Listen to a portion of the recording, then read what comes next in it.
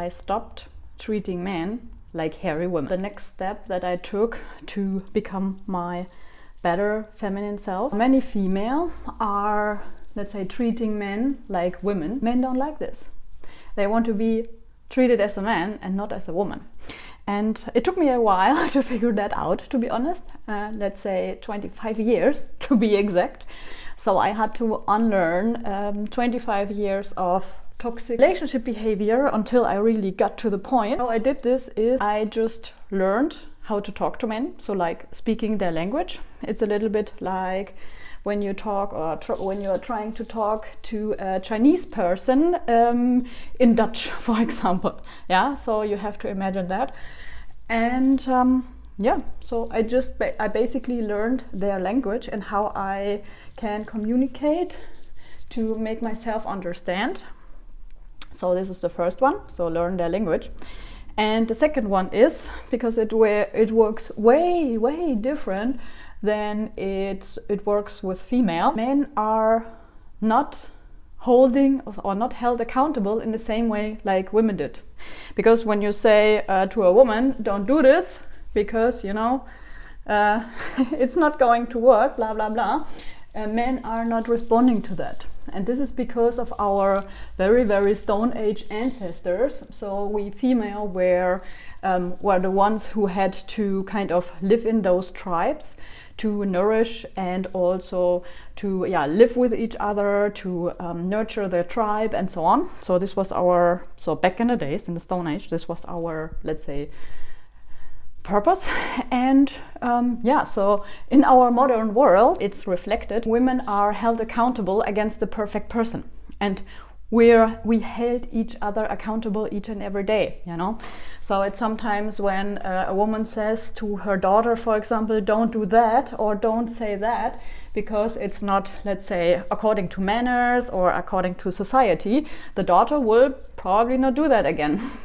But with men, it works differently. So they don't speak this kind of language. And as long as we're talking this language, we will not make us hurt.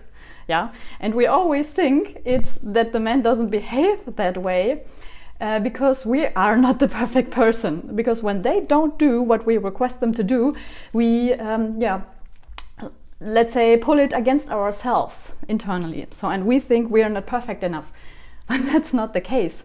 We are just not speaking the same way men speaking. Yeah, and you can even try this with your toddlers. You know, so. By men, I mean also very little men, you know, so like boys.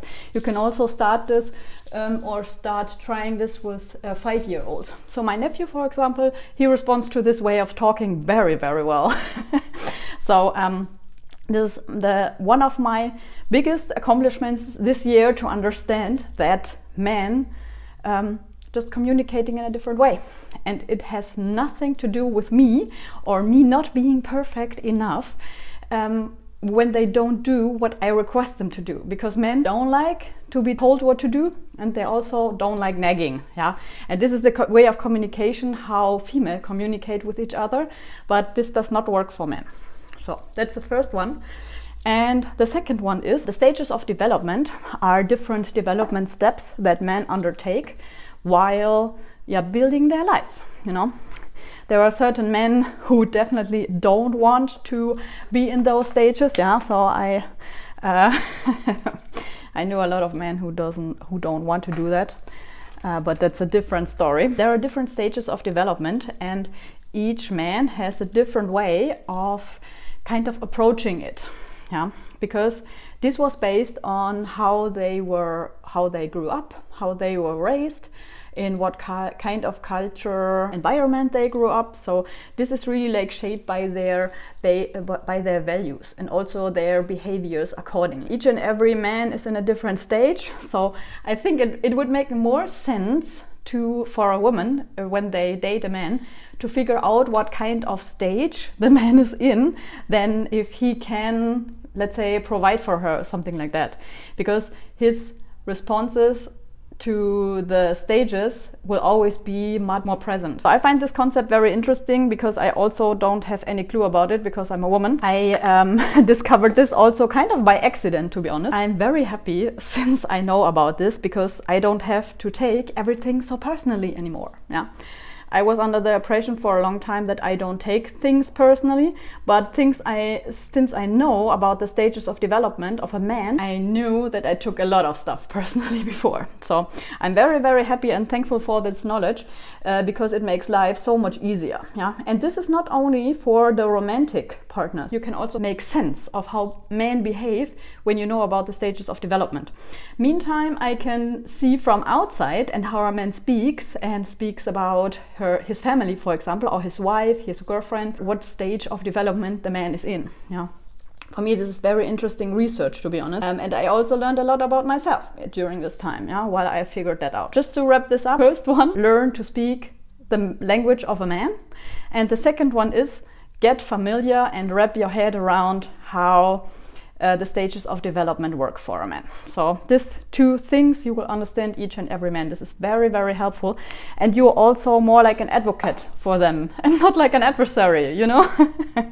Because, you know, we also understand then why some men are really like prioritizing some stuff or other stuff not, you know?